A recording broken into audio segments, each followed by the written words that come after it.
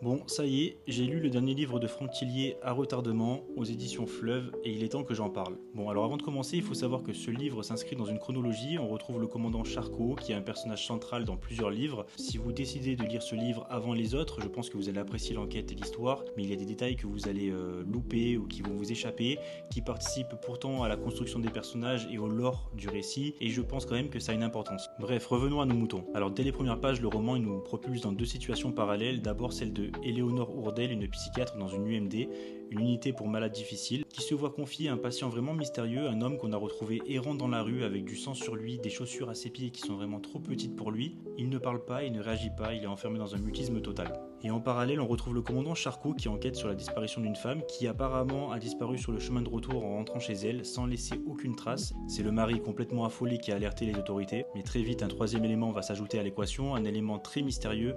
Un corps est retrouvé, mais pas n'importe quel corps. Un homme imberbe, sans poils sur le corps, sans empreinte digitale, défoncé à coups de tournevis. Et bien sûr, vous l'avez vu venir, c'est à Charcot qu'on va confier l'affaire. Alors on découvre le personnage de Éléonore Ourdel dans ce livre, on voit très bien qu'elle n'a pas grand chose en commun avec Charcot.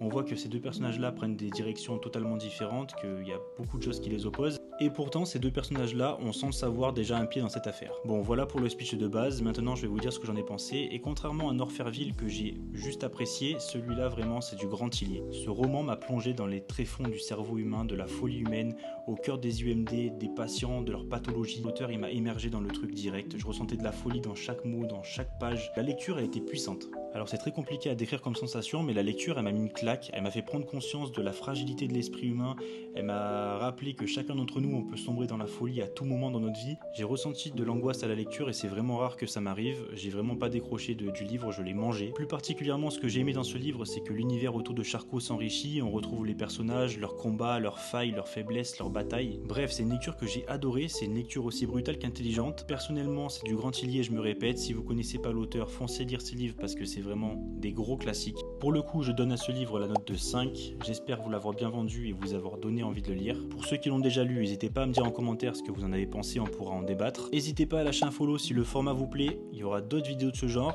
Et comme toujours, merci pour le temps accordé. A plus.